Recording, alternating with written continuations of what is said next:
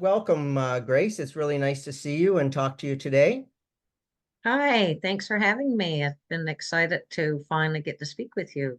Oh, that's great. I've been looking forward to talking to you because we were on the same CD together. So I'm trying to interview a lot of people that were on that same CD. So, where were you born and raised? Well, that's an interesting story. I often say I was made right here in Newfoundland because my mom was pregnant when they left St. John's and went to Brampton, Ontario, which is where I was born. Okay. And then we returned back to Newfoundland. But so I was actually born in Peel Memorial in Brampton, Ontario, and many moons ago. Yeah, yeah, same with me. I was born not too far away in the Niagara region. That's where I grew up in Ah, Port nice. Colborne. Yeah. So you joined the Canadian Armed Forces. What year did you join? I joined in 1989. I was platoon 8919. I went through in Cornwallis and my trade was administrative clerk and was far from what I wanted because when I was I spent a lot of time as a teenager in cadets, army cadets. So I was hoping to fall into an army uniform Mhm. but this came up, administrative clerk, with a bilingual option involved into it. So I jumped at it and hoped I could have remustered down the road. So Mhm. that was in 89. Cornwallis was a lot of fun, wasn't it? Yeah, that's Uh, the way to put it for sure. you know what? It's a beautiful place, and you know what? I was there. I was in Sea Cadets, and I had spent a summer there, so I kind of knew what I was getting into before I got there. And yeah, I had a good time when I was there. I actually played in the Cornwallis band, because I Oh, wonderful. just came out of high school and I played an instrument, so they were looking for people to play in the band. So I said, well, I learned at an early age that that's how you get out of stuff. You volunteer for Ah. other things. Well, I was squadding up 3 times in Cornwallis. Did you have that term when you were there, Oh squadding yeah. up? Yeah, yeah, Yeah. yeah, So yeah. I also did a lot of fire duty and fire picket for smoking at a line and yeah. minor things, but in trouble a lot that way. So what postings did you have during your career? Well, I did my basic in Cornwallis. Then I went to Saint Jean, Quebec, and did 6.5 month French immersion as Oh, bilingual. When I got out of there, then I went to Borden and did my trades training in Borden. And then I was eventually posted in Toronto. It was a unit, Canadian Forces Personnel Applied Research Unit, CF Peru. I think it's in Ottawa now, if it even exists anymore. I don't know, but it was a research unit, so I that's where I ended my finished my career off there in Toronto and got out in '92. okay, nice. That's a big place to go from Newfoundland to the Mm. big city of Toronto, Yes, definitely. especially for a young lady. Yes, I Yeah. was a bit cadets kind of helped condition me with that because I did a lot of traveling and I went to Gagetown on a number of occasions and was sergeant there on staff for 1 year. And I also went to Banff, Alberta. There was a leadership and challenge course that I took part in out there at cadet camp, whitewater rafting, glacier climbing, and mountain climbing. So I was kind of really used to traveling and being on my own to different unknown areas. But yeah, it was a whole different place to live, Mhm. moving into a big city. That cadet program is just the greatest, eh? Like when I joined Sea Cadets, there was like a hundred kids. We had a huge marching band. We had absolutely everything. And then everyone aged out and we went down to like seven. It was Right, unbelievable. Yeah. crazy. Yeah. I, I w- was I in w- band too. I played Glock. oh yeah, yeah. Yeah, I was fortunate. I went to Comox a lot for my courses when I was in cadets. So I had a really good time. Um, wonderful. when you joined the forces, did you play guitar then? I actually didn't pick up the guitar until I got out of the forces. A friend of mine was a guitar player, and I've always been intrigued with music. I remember writing lyrics down from an L record player. So lifting the needle and writing the words and Yeah, lift, yeah. and still have some of those exercises with those words written in there, but never picked up the guitar until 90, late 92, 93, and was very self-taught around that and been picking away with it ever since, really. Yeah, that's about the same as me. Yeah, Mm. of course, it was difficult for me. I was in submarines most of my career, so I'm not like I could bring a guitar with me. So, Mm, yeah. yeah. Did you write any songs or have any song ideas while you were serving? Like, did you ever think like, boy, this would make a great song? Something like that? I wasn't so much into songwriting. I had written some with my father, who's done a few albums of his own writing and recorded with a number of different artists across Newfoundland, and in their production studio. Like, so his music was uh, produced there.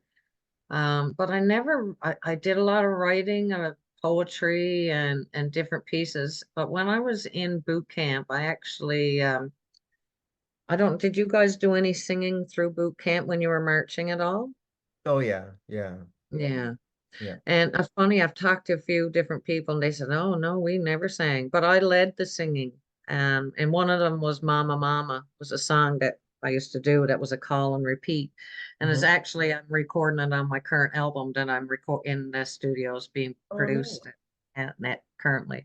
And I, wrote a couple of extra verses in there from to bring it all together. But as for while I was in boot camp, no, there was, like I say, a lot of writing, a lot of diary, poetry, but Yeah. not with a connection for a song at that point. Mm.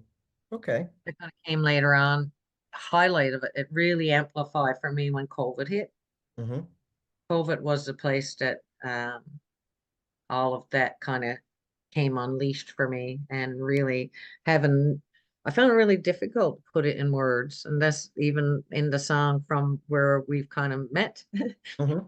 Music for the veteran mind, how can words explain, and that's where that really came from, that song, Yeah. is not being able to express, but sometimes the song can do it. Yeah. Or Yeah. yeah. So has writing songs and playing music helped you with your mental health? Oh, yes, definitely. And listening, Yeah. hearing other lyrics, relating to the story, even if it wasn't, like, I think so many of us can sit and listen to the same song, but something else hits each person differently in it, and you bring Yeah. home from that. And that's what I really started relating to different artists and the lyrics and listening before as well too. So, and I often said that music saved my life. I really do. Like, even if in a hard time of a situation, I actually doing drumming now, and so I just do some drumming in the morning Mhm. when I'm just a part of my routine to keep the music and keep Yeah. the vibration up a little. Hmm. Yep. When I was watching some of the videos on your YouTube channel, I noticed that you're a fan of Mary Gauthier. Yes, very much so. Yes. Did you see that I did two songwriting sessions with Mary? I did not know that. Yep. So this was like January of 2023. Okay. So I get her newsletter and there was opportunities to do like songwriting sessions. So what I did was I applied to Veterans Affairs for I think it's a short duration course, and they approved it. And we did two songwriting sessions on Zoom, and she helped me with two of my songs. How amazing is that? That Yeah, is so epic. yeah, Wow. And I exactly. didn't even realize Veteran Affairs would help with something like that. Yep, I don't know what all your what do you call them?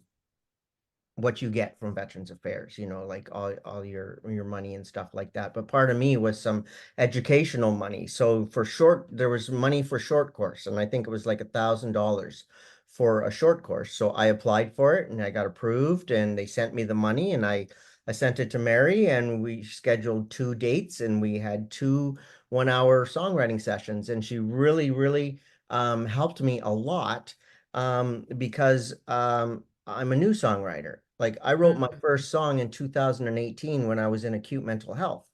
So, right, and I'm the most proudest of that song. It's not a nice song, because I was called human garbage, and I wrote a song about that being called right, human garbage when I had a mental health breakdown by right. my ex stepdaughter. So that's fine. It was very good inspiration to write a song when I was in the hospital trying to get better, right? So there was a lot of different aspects of songwriting that I didn't know, and I read a lot of books about it, and I read Mary's book, Saved by a Song, What and a it's phenomenal book, wasn't it? amazing. It's just an amazing. Changed my life. Changed my life. Yep. Mm, I've read a lot of books like that.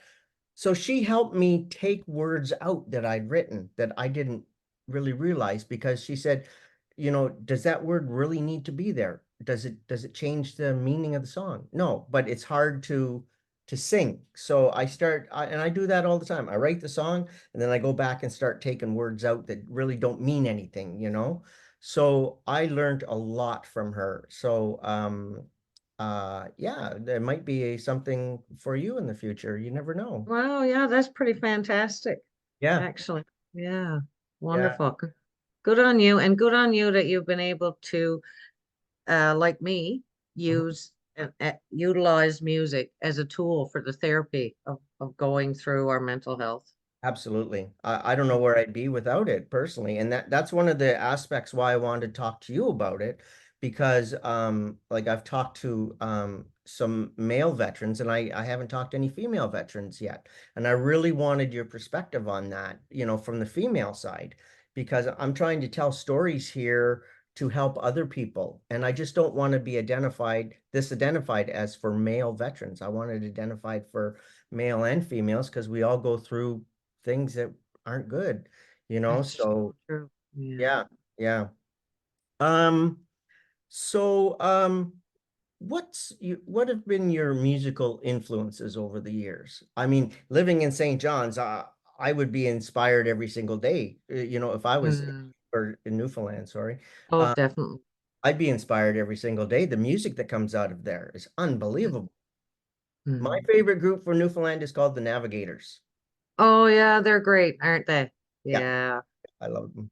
Arthur and the boys. They're wonderful. Yeah, yeah. I play a song that and actually it's them. I downloaded bought the MP3. All Hell for a Basement. They do the cover version of that song, and it's just fantastic. I love it. Mm. So Good on you. back to Yeah. your influences. Well, for me, I mean, I like what I write and what I sing and what I play. They all sometimes are so different. I Mhm. like Sue Foley. I'm not sure if you're familiar with Sue Foley, but she's sometimes I get my music from something I might be watching, and I like that app Shazam. Yeah. So, um, Two Trains is a song Sue Foley wrote and performs. That was like the beginning of this Just Cause, I think was the name of the show. Mhm. And that was the theme song that it started out. And I was like, oh, just love it. She's so bluesy and raspy. And like, there's a lot of the female, like Mary Gauthier and Lucinda Williams. Yeah, And yeah. like, so there's a lot of that. But I also grew up listening to Johnny Cash, and so I found what with my own experience for singing was so different because my register, I could go right down and like a starling mimic the male voice and Mhm. then mimic the female voice, in a way. So I never knew where mine belonged Mhm. into that. But for local, yeah, start taking part in open mics, so you get to see some of the other amateur. So I get a lot of inspiration from other amateurs as well that aren't big names, but they're really getting outside of their mental health and standing in front of that mic, which is what I used to run a support jam group. People brought their music and guitars, and that was something I really it inspired me seeing the talent that was there, but too scared to get outside of their home and share it. From them to the music producer I'm working with now, Cale Mahoney. Like he's worked with Great Big Sea and the Once and a lot of the wonderful musicians. He's been here in Newfoundland, and his sisters, and over 20 years he's been working with some of the best artists here in town. So through him, he's been helping a lot with, like, similar to you and Mary, as he helped me with, I may have a sentence and taken out a word. But this word here, you repeat it and you've just amplified everything. Mhm. So getting to really learn that, watching it, how it gets produced. And David Fitz as well. He's another producer and he's here from local in town, amazing musician, man, that all of these people inspire me Awesome. along the way. Mm. That's great. How did you get involved with Music for the Mind Veterans Edition? Well, actually, it was my idea. Oh yeah, that's Yeah. fantastic. Yes, yeah. It was music for the mind. I seen this pop up somewhere in well, when we were all in lockdown. Hmm. And I go, oh, music for the mind, New Brunswick. Why don't we have that in Newfoundland? Hmm. So I tried reaching out to our own local Canadian Mental Health Association, and as ironic as it was, I got word back from the Canadian Mental Health Association in New Brunswick faster than I heard. Well, I never did hear from Newfoundland, Oh wow. but the lady that was a part of that, she is from Newfoundland, Yeah, Lori right? Wheel. Yes. Yeah, yeah. So I reached out to her and I said, you know what? Like I'm explained who I was and that I had this group of all these musicians and a lot of them, a lot of veterans and first responders coming in through. And so I pitched the idea that, well, what do you think about creating a music for the veteran mind? Hmm. And so there's a number of my friends that are on there as well, Jace Cole and Judy Sparks. She's on there as well. She has a beautiful poem she had written. Hmm. Um, so that's kind of how it evolved. So then I started pitching it to my veteran friends and passing it out through so that we could get it right across Canada as much as we were hoping to get like a lot of Hmm. uh, traction from it. Yeah, And but COVID, like everything, slowed things down, and yeah, so it was amazing to see it come together and then to take one of my songs and have on there as well that wasn't put out anywhere at that time. So it's kind of yeah. really honoring to be a part of it. Yeah, I was actually looking for a songwriting retreat to go to, and I came Mm. across this, and so I just sent Lori an email asking her about it. And then she said, "Do you have anything that you would like to contribute?" And at that time, I didn't want to do human garbage because I didn't think that was perfect for that project. But I had another one that I'd written called The Corporal. I wrote that one, and it was about yeah, I was watching the news one night, and because I was still in the forces then, and a young corporal got killed in a rollover in Afghanistan, and it showed a picture of him wearing the same hockey jersey that my son wore, in the Oh, same town where I was living in Nova Scotia at the time. So that stuck with me from, I think it was about 2004 or 5 until 2022, until I sent it to them. And it was just lyrics because I hadn't really put it to music yet, and Mike did it as a spoken word track, and it turned out beautiful. I've got a it lot. really did. Yeah, it Yeah, was Mike did gorgeous. a great job. That's not me talking, it's just my words, and he did a great job. I absolutely love it. So your song on the CD is This Old Feeling. So can you just briefly say what that one's about? You briefly touched on it earlier, but um Yes, absolutely. For me, like we were saying, sometimes it's really hard to put into words things that you're feeling or want. I don't know personally yourself. How many times have somebody said what's wrong? If we don't know what's wrong, how can we tell you what's wrong? Our exactly. own self don't. We know there's something wrong, but we can't point at it and go, oh, it's that, Yeah. especially when you're living with PTSD, right? Mhm. So but that song really just wraps around that whole concept that, it's really hard to put things in words, but that it can come out through lyrics into a song, through the meaning, through the accompanying instruments, all of those pieces. Mhm. Mm. Yeah, like it's hard to explain to somebody that doesn't experience, say, the same things that we do. Is like, how come you can't go outside the house?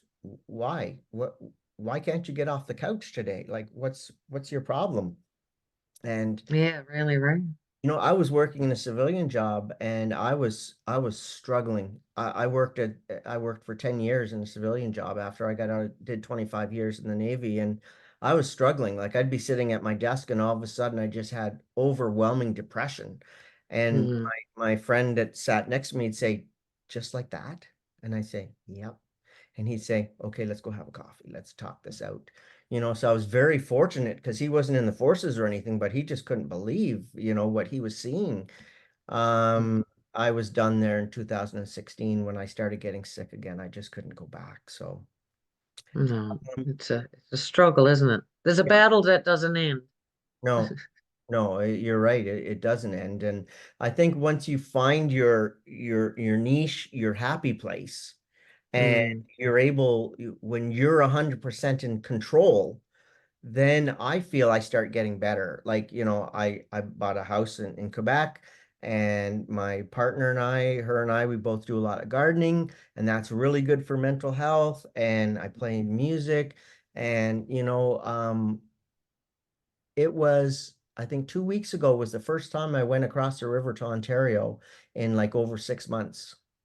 It's just, wow. there was something blocking me from going there, and I just couldn't go. And then I had to go. So that kind of pushed me over that. But Mm. you understand that sometimes the brain just says, nope, it's not going to happen. Not today. Yeah. Nope, nope, Right. nope. Yep. Have you heard of Dimensions in Algonquin Highlands? No. So it's a 10-day, they call it a retreat, but it is a retreat, but it's far from a resort. It's a 10-day program that is it's equivalent to 1 year's therapy in Oh, 10 wow. days. Mm, I attended one with it was a women's only one, but they have co-ed and they have men's only as well. But if you can just look up the Dimensions retreats in Algonquin Highlands, Ontario, that'll all the information will come up for that. nice. And they actually have a medicine man there as well. Mm, And so it's a they do cold exposure plunge. mm-hmm, They do the music therapy kind of piece of it, the bio sound chair, mm-hmm, and it's group. There'll be probably I think 8 people normally go through at a time. Everybody, I just had a gentleman from New Brunswick come back from there, telling on I seen him talking about how life changing it was for him as well. So mm-hmm. it's a pretty profound experience up there that may be Yeah. something you into or share to some of your audience as you Mm-hmm. interview other veterans as well. But Yeah. I went on one called Project Trauma Support, and that one's in Perth, Ontario. And that was a game changer for me. It really helped me a lot. It's the same thing, with different activities and, with doctors and all that kind of stuff. And it really helped me a lot. But then unfortunately, after I got home, then I just, started going well, down. yes. So, So the beauty of Dimensions is there's 5 weeks post retreat mhm. of group 2 hour group therapy every week with the people you did your Oh yeah, program. that's good. 45 weeks. It's the game changer to me on it. Because, like you say, you can be there, but then you got real life back there waiting when you Exactly. come out of that. So Yeah. this here really helps navigating the waves and what it's integration back to the real world. Hmm. Yeah, well, that makes a lot of sense. You need post care, right? You Mm. need post care after a program. So what do you have in the works right now? Well, I'm at the bottom end of having a new album of um originals released, and I'm going to be titling it Disowned Parts. So it's very personal and a lot about some of my time into the service as well as what it's been like living with PTSD. So it's a blend of both of those. One called Hey Sister. So it's kind of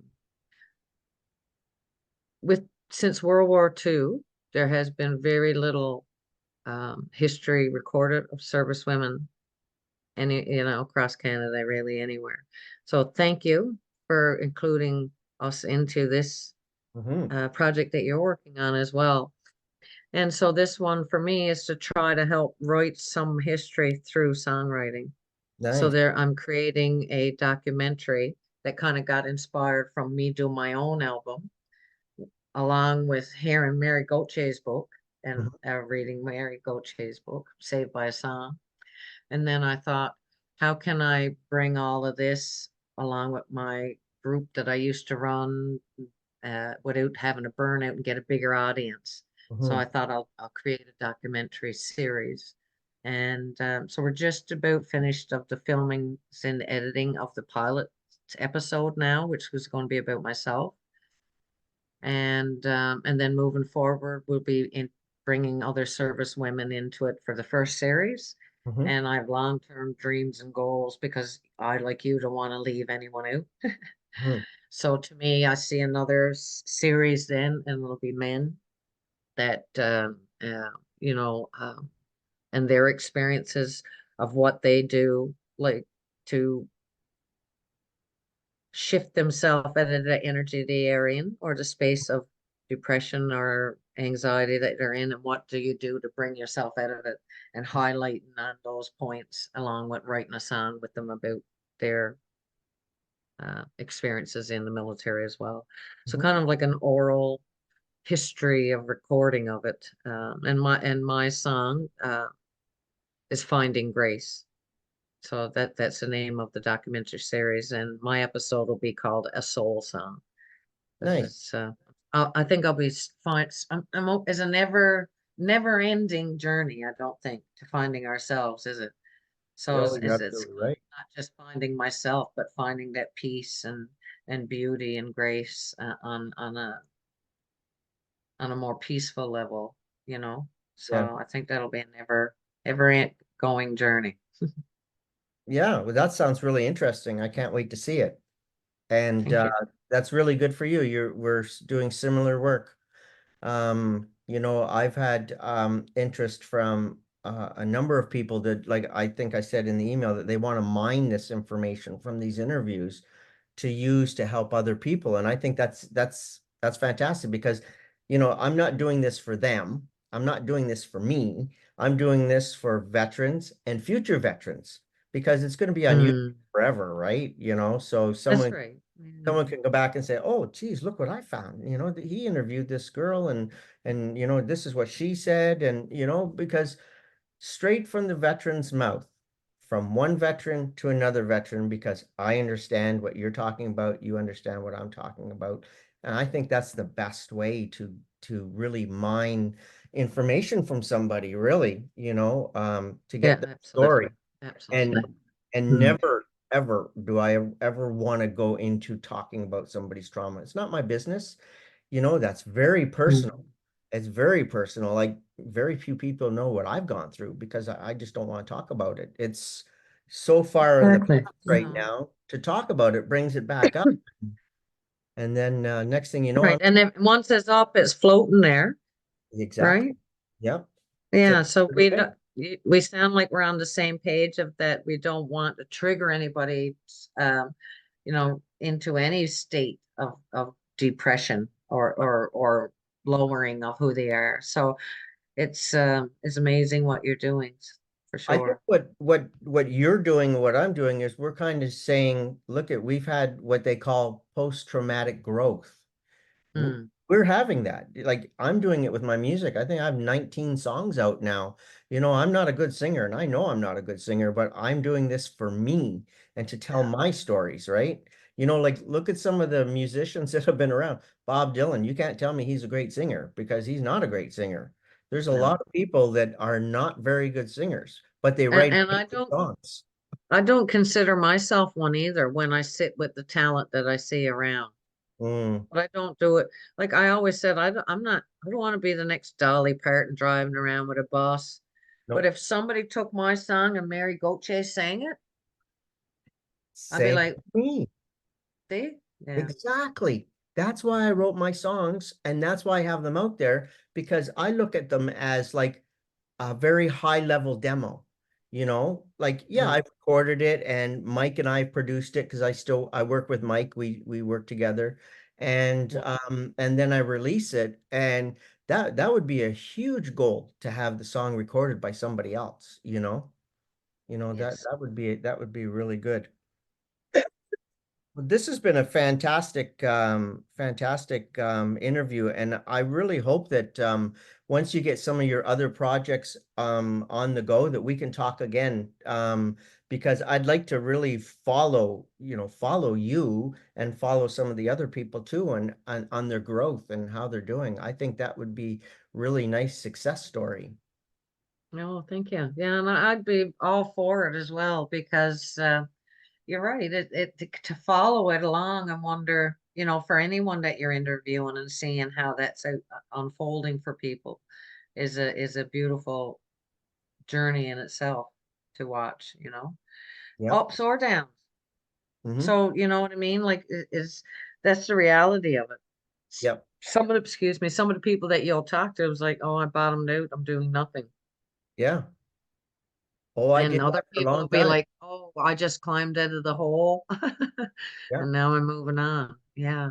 Like COVID, like when I was sick, I couldn't even think about picking up my guitar. I couldn't. And my partner was saying, "Are you ever gonna play guitar? You got a room full of them. When are you gonna play them?" And it had to be when the brain said it was time. And I'd come into my music room here and I'd sit and I'd strum. And then I'd say, I'd really like to play that Blue Rodeo song that I like, and then I'd go and I'd play it. And then next thing I know, it's 2 hours later, and she's just out there just loving hearing me play, because Mm. she was working from home. She worked for the city of Ottawa. And so during COVID, she just worked here. And so she's out there working and she's telling her friends, here I am at work and I get a concert. So Perfect. yeah, I so haven't been able to play. My hands are affected by, so I have subsequential. I don't know if you do as well from the mental health. So I have the Crohn's and colitis and fibromyalgia that are uh, all connected to my PTSD through my diagnosis with that. And so my hands, I haven't been able to play, which is that in itself depressed me yeah. because, so but every now and then I do the same. I'll pick it up, and then I'll force myself through it and I'll suffer later. Mhm. But then I still feel that feeling back here of us being connected, don't we? When we Yep. pick that guitar up Oh and yeah. or write or whatever way that it looks. Having a guitar strapped across my body is like such healing for me. Mm. Very healing. And then just playing light chords, not even playing anything, just practicing the chords and stuff like that. It's just so healing to me. I find it so healing. Oh, I'll show you my drum if we got a second. oh yeah, sure. But because of the guitar, not being able to play that, I've moved to the drumming, which has been a little easier. So I'm Oh, that is still beautiful. using, That's absolutely yeah. beautiful. Uh, a shaman friend of mine, she painted it for me. It's beautiful. So yeah, so it really helps keep Yeah. the vibration and keep me a part of everything, on that line for Oh, sure. But that's great. No, it's been a wonderful speaking with you, and thank you Yeah, so much great. for all of this, all you do, all you are, for your service, for your music, for your writing, and for including me in this whole journey. And I'd love to come back and Well, that's great because I follow really look forward along. to hearing about the projects that you're working on because they sound really good. So I look forward to talking to you. So thank you so much, and it was great talking to you. And we'll talk again soon. All right, thank you. Have a great day. Okay. 'Cause I walk the walk and I talk the talk, carry the burden and a lost load, and I walk the walk.